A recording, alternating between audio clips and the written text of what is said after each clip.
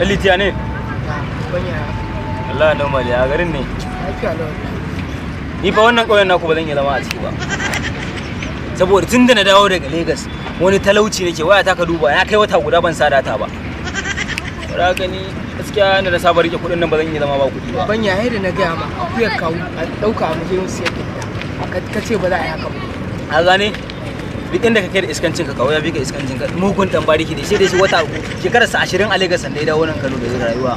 Ya kuma duk iskancin mu ba za mu ga mai iskanci ban ga ma. Banya ai ni bana so kuma in ka tafi ni kadai zaka bari a nan gurin kuma. To yanzu ya taya za a samu kuɗi inda kana son ka zama ka zama abincin mu na taya za a samu kuɗi a nan ko kwace ko fashi ko kisa ko ma me inda za a samu kuɗi a ina za a samu kai tunani ka hango mana ka kai mu lissafin ka hango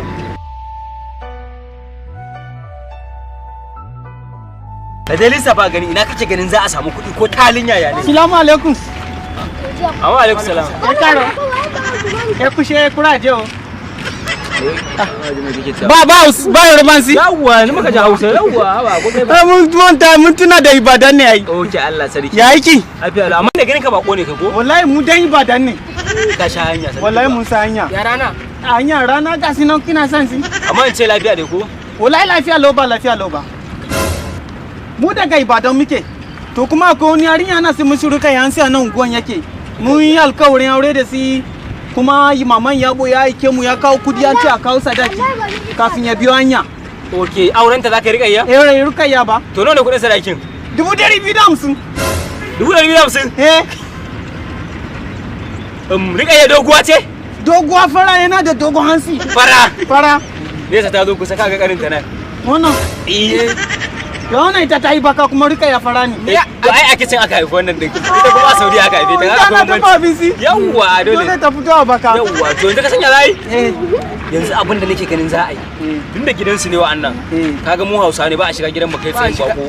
Haka ne kuma wallahi. Yawwa abin da za a yi ka kawo sadakin da koman sai mu je mu kai musu sai mu dauko rikayyen mu kawo ma ya ku tafi da ita. Ke kin san gidan wannan? Kai za mu cuce ka ne ka kare mu yi. Ba za ki cuce ba. Ai tun da kin ce wannan Kano rikayya ne an gama magana. Kula da hancin sosai kawai baki ne ba su gama ba. Ne wannan hanci sai ta dadan tafiya. Yawwa to yanzu abin da za a yi ka kawo kudin akai wa rikayya. Kusa. Yawwa. Yanzu ka sanya zai? Kai ne kaninta. Ya baka ita malak. Kin ba mu. Na baki ita. Kin ba mu rikayya. Ya baka rikayya. Mun baka rikayya. Ai da kanwa mu ce. Yanzu ya zai kenan. Ya zai. Yanzu abin da za a yi za mu je mu dauko rikayya mu kama. Za ka kawo nan. Ka jira mu anan. Okay mu jira nan. Ka jira mu anan zo ka zauna. Za ka kawo rikayya. Ha ba ka da mu. Kai da mu wani ai kai dan uwan mu ne. Zo mu je mu kai dauko rikayya mu kama sa.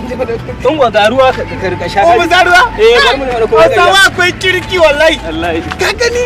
Aka sai Hausawa na cewa Hausawa dan iska ne. Kai kasi kuma Hausa ta mun kirki. Hadda kuma mun si banza mun sha ruwa.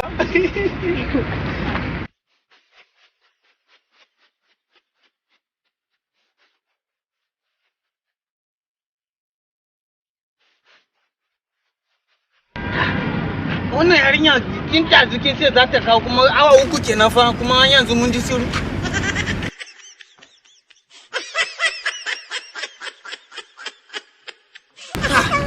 Rukayya bai zo ba. Kano Rukayya bai zo ba. Abokin Kano Rukayya bai zo ba. Kudi ma kuma kudi mu bata dawo ba. Hai. Wannan hanya ba mu bane aka mai da Rukayya kuwa.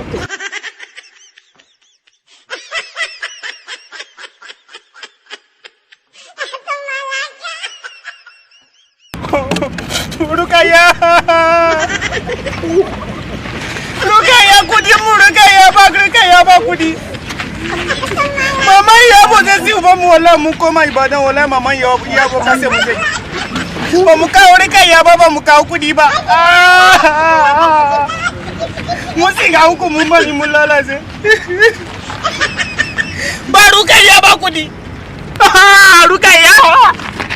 A ba mu kudin mu kawo ma ba mu so rukayya kawo mu. Rukayya.